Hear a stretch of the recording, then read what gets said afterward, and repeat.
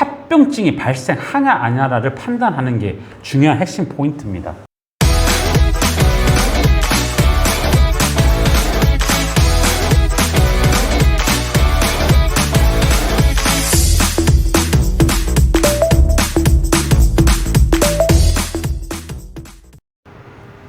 안녕하십니까. 보험금 제대로 받는 그날까지 달려나가는 낭만 손해사정사 이주 손해사정사입니다.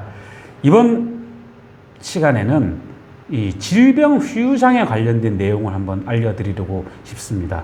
질병 후유장애는 쉽게 얘기하면 질병으로 인해서 신체에 장애가 남았을 때 인정이 되는 보험 상품의 하나의 약관 담보입니다.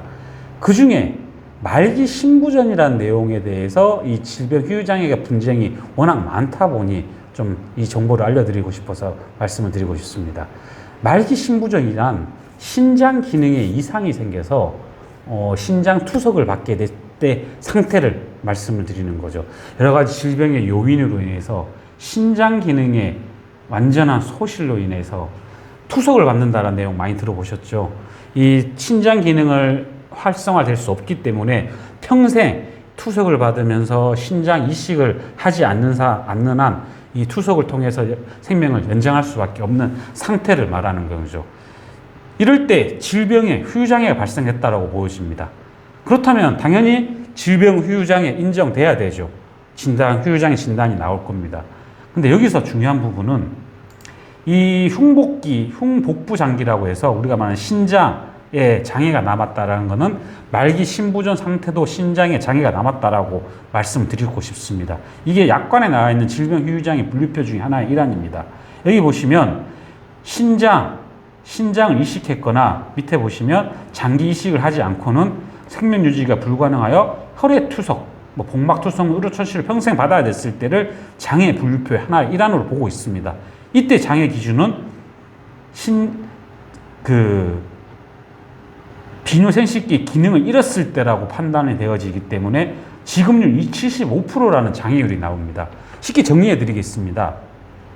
말기 신부전이라는 진단 상태, 예를 들면 말씀드렸던 것처럼 신장 기능이 다해서 이 혈액 통생을 평생 받게 돼야 되는 상태에 놓여져 있다 그러면 보험 약관에서는 질병 후유장애에 해당이 되고 그 후유장애 지급률은 75%라는 겁니다.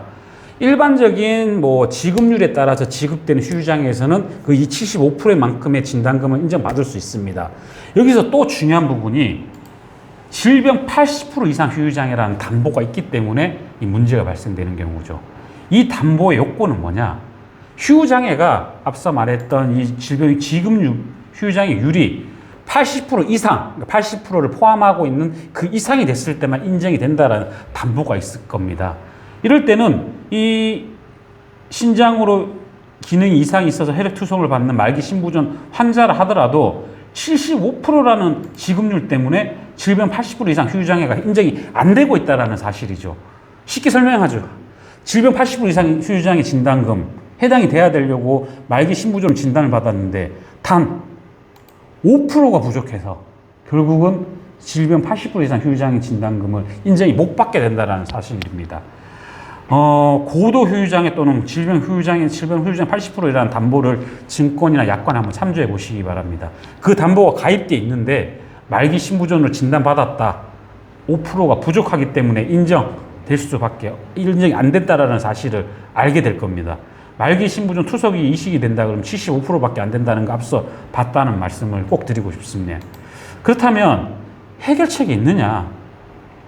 말기 신부전의 원인이 있을 겁니다. 또는 당뇨나 고혈압으로 인해서 합병증이 발생하냐 아니냐를 판단하는 게 중요한 핵심 포인트입니다. 쉽게 얘기하게 드리겠습니다. 말기 신부전으로 진단받은 이 75%의 후유장애 플러스 다른 신체 부위에도 장애가 발생하느냐 안 하느냐를 판단하고 확인하고 입증하고 증빙하는 게 중요하다는 말씀을 드리고 싶죠. 쉽게 얘기해서 80% 후유장애가 해당이 된다라는 것은 한 질병다 발생하는 신체의 장애라고 얘기해 드리고 싶습니다. 당뇨면 당뇨로 인해서 말기 신부전이 발생됐다 그러면 그 당뇨로 인해서 또 다른 신체 부위에 장애가 발생했는지를 판단하는 게 중요하죠. 이게 약관에 적용할 수 있는 신체 장애를 판단하는 게 중요하기 때문에 쉽게 판단할 수 없는 경우가 너무 많을 겁니다. 그렇기 때문에 꼭 문의를 해보시고 참조를 꼭 해보시기 바랍니다. 사례를 한번 보여드리겠습니다. 말기 신장병으로 당뇨병으로 인해서 신장병이 발생했다라는 의뢰자분입니다. 이게 평생 투석을 받아야 된다라는 진단을 받았죠. 이때까지만 해도 장애 진단을 받은 75%의 장애를 진단받고 약관을 봤더니 결국은 보험기간 중 80% 이상 휴장애시만 인정이 되는 담보에 가입돼 있었던 경우죠. 청구를 했더니 당연히 이 진단 자체는 75%의 장애율이기 때문에 해당이 안 된다는 지급 거절이 됐다는 사례입니다. 그래서 저희가 확인을 다시 했습니다. 당뇨병으로 인해서 신체의 어떤 부위에 또 장애가 발생할 수 있는지 판단하러 확인하고 결국 눈 쪽에 망막병증이 생겼다라는 걸 확인하고 휴장애 진단을 다시 받았습니다. 확인했죠. 받았다는 것보다 휴장애가 있다라는 걸 확인하고 이 타 신체 장애에 대한 부분을 합산 적용해서 최종적으로 손해사정을 보냈던 내용입니다. 질병 80% 휴장에 해당이 된다라는 의견을 진술해서 최종 인정받았던 사례입니다. 요약 정리해 드리겠습니다.